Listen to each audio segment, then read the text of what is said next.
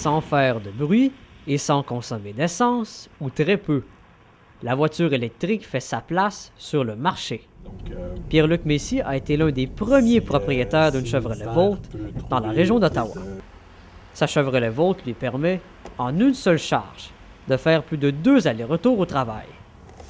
Ses collègues de travail surnomment d'ailleurs sa Volt le vaisseau spatial.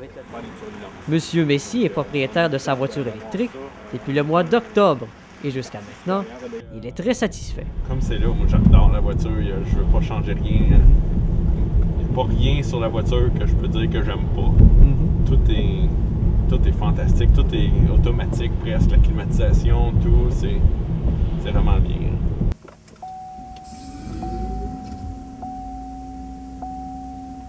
La Volt possède une autonomie un peu limitée, 50 à 80 km par charge. Cette autonomie peut monter jusqu'à 600 km lorsque le moteur à essence est engagé pour recharger les batteries.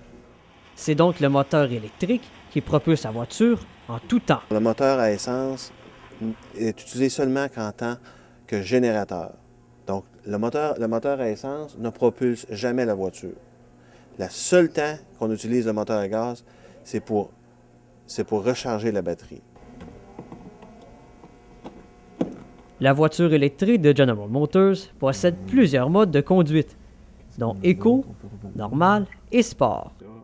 Le mode Eco donne une autonomie maximale à la voiture, en faisant que les accélérations et les décélérations de la voiture sont plus lentes. Le mode Sport est pour une conduite plus sportive, permettant des accélérations plus franches.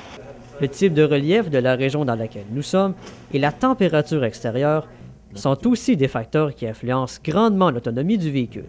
C'est sûr que j'aimerais ça que mon employeur le regarde pour me permettre de recharger ma voiture quand je suis au travail. Pour que je sais que cet hiver, l'autonomie de la batterie va diminuer à cause du froid. C'est normal. Louis-Raymond, quant à lui, possède une Nissan Leaf, la principale concurrente de la Volt, qui ne comporte pas de moteur à essence pour pallier un manque de batterie. La Leaf est beaucoup moins disponible que la Volt. Un seul détaillant Nissan vend des Leaf à Ottawa, Hunt Club Nissan. Aucun autre concessionnaire n'en vend dans un rayon de 200 km à la ronde. D'ailleurs, Hunt Club Nissan ne reçoit que rarement des Leaf. Actuellement, il n'en possède aucune, la production du modèle étant très limitée. C'est complètement fantastique. J'ai pas de bémol à dire du véhicule. La tenue de route est fantastique, comparable à ce que j'avais avant comme véhicule à moteur. La puissance du moteur électrique est vraiment phénoménale.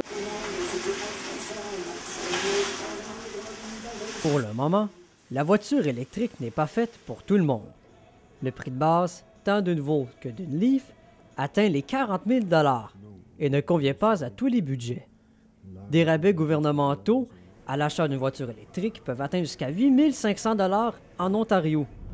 Quelqu'un qui habite en ville ou en banlieue y trouvera sûrement son compte avec ce type de véhicule, vu les plus courtes distances qu'il doit parcourir.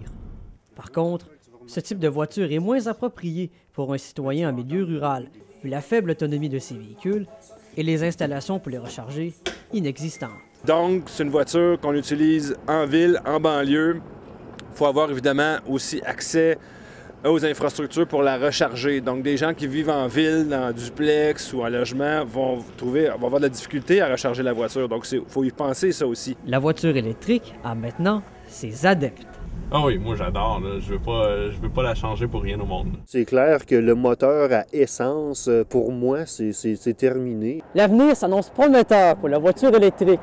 Malgré un prix d'achat élevé et une faible autonomie, les rares exemplaires disponibles trouvent preneur. Et le nombre de modèles est sur le point d'augmenter avec l'apparition prochaine de la Mitsubishi AMF et de la Ford Focus électrique. Un petit pas dans la bonne direction pour l'environnement. Tenez pourtant à la Cité collégiale, Ottawa.